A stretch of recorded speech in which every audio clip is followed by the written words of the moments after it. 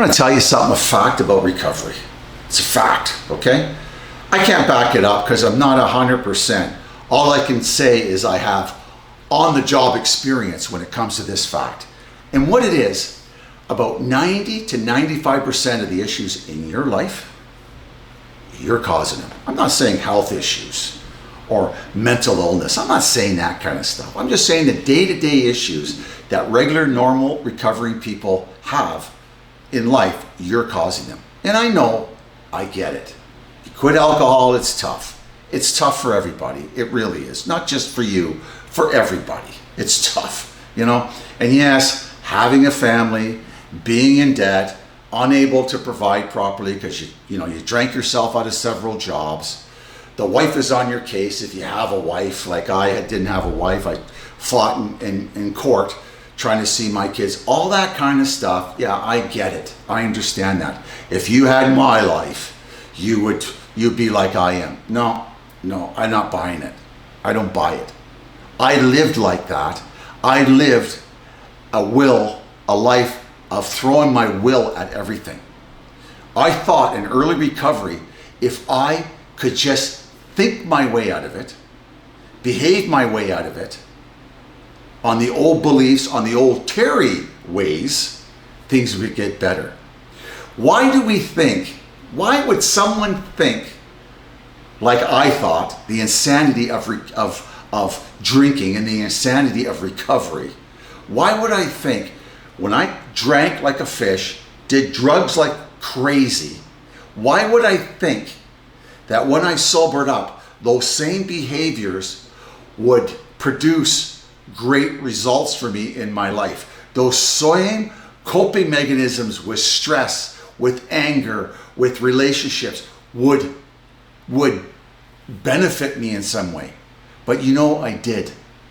I thought that if I just quit drinking and relied on my own morals, in my own way of thinking, life would get better. And it got better a little bit because I stopped drinking. So physically I got better. I had more money. I looked better. I looked healthier. In those ways it got better, but not in the ways of chaos and uncertainty, in the inability to have a calm and stable life that I wanted to live. And most of us don't have that in recovery. And even in long-term recovery, if we're still having problems, it's usually us causing it. It really is. And I get it. Life is difficult. But most people don't freak out because life's difficult. Most people don't shut down because life's difficult. Most people don't get mad because life's difficult. But alcoholics do. Because we're relying on our old ways. And that's why open-mindedness, step 2 in a 12-step program, is very important in turning our will over. Our will is okay. There's a lot of things that are good with us, are good inside us, but we got to align our will up differently when it comes to people, places, and things. And the only way to do that, okay, as far as I'm concerned, is to have an open mind, be willing and open to a new way of living, and ask somebody how to do it. Either you ask your higher power, or you do what I did. You get a sponsor or a mentor in your life, and they can guide you through things, and do it sort of their way for a while, or use the group, the 12-step group, as getting some great information. In this will of ours, use that energy that you have to make a better life for yourself. Use it in a more productive way. Like my ex-wife would not let me see my children. And I would be begging her and pleading with her. And kind of stalking her a little bit. I don't like to say it like that, but it was kind of like that. But he said, why don't you just get a lawyer? Well, I can't afford a lawyer. Well, Terry, you need a job. So I got a job. And I was able to afford a lawyer. A new way of thinking. It's not a big way or a gigantic way of thinking, but it made sense to me.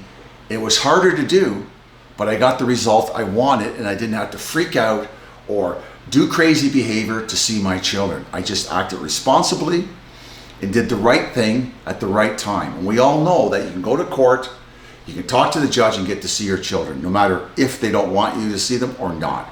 That was a big one. Or I owed money, I owed debt. My sponsor said, Terry, why don't you just call them up and talk to them? I would be afraid to do that. I would try everything not to do that. But he suggests, just give them a call and talk to them about it. I did. And you know what they said? Pay us the principal. You don't have to pay us the interest. But don't miss a payment. You see what I mean? These are just two examples of turning my will and my life over, of something outside of me that knows better for me. Because I can always tell when people in recovery are not doing that, because their life remains in conflict. They're always having issues, and they have, maybe months of sobriety or a few years of sobriety, but they're still having issues because they're throwing their will, I need, it's for me, I want it now, that kind of attitude. But if you think that if you don't change in your recovery,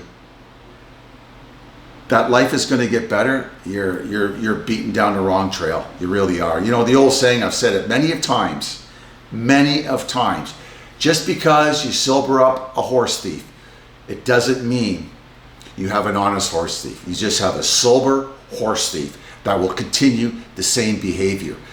There's a myth about alcoholism. Alcoholism doesn't stop just because we stop drinking.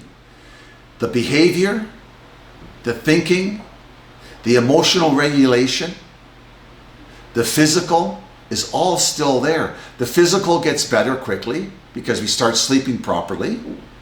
We start eating better.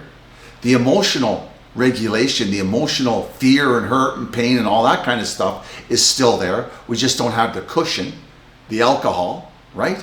Our minds, our thinking is totally whacked. You can look in the mirror and look at an alcoholic and think they're perfectly normal, but a lot of them are whacked. And they come into AA, I shouldn't say AA, they come into 12-step programs. Oh, look at me, I'm so great. No, I know you're whacked, because you know how? Because I was, and I look pretty good too. And the spiritual part of us is all out of tune. You know what they say in 12-step programs? Get the spirituality, line up properly, get some spirituality, and everything else will line up. So change yourself, change we must, okay? So that's all I want to talk about. You're the enemy. Your life will change, get smoother, get better, and more productive, but we have to understand that we need to do something with our will and keep an open mind to a new way of living, okay? My name is Terry G. This is an alcohol-free life channel where we learn to live sober one day at a time. You can take a second, please subscribe, take another second, and hit that like button, okay? God bless. I love yous all. Stop by again next week, and I'll have another video. Oh, by the way, oops, excuse me, I just about burped. By the way, if you have anything that you want me to talk about, leave it in the comments below and I'll make a video about it, okay? So that's it, folks. Thanks a lot for stopping by. Ciao for now.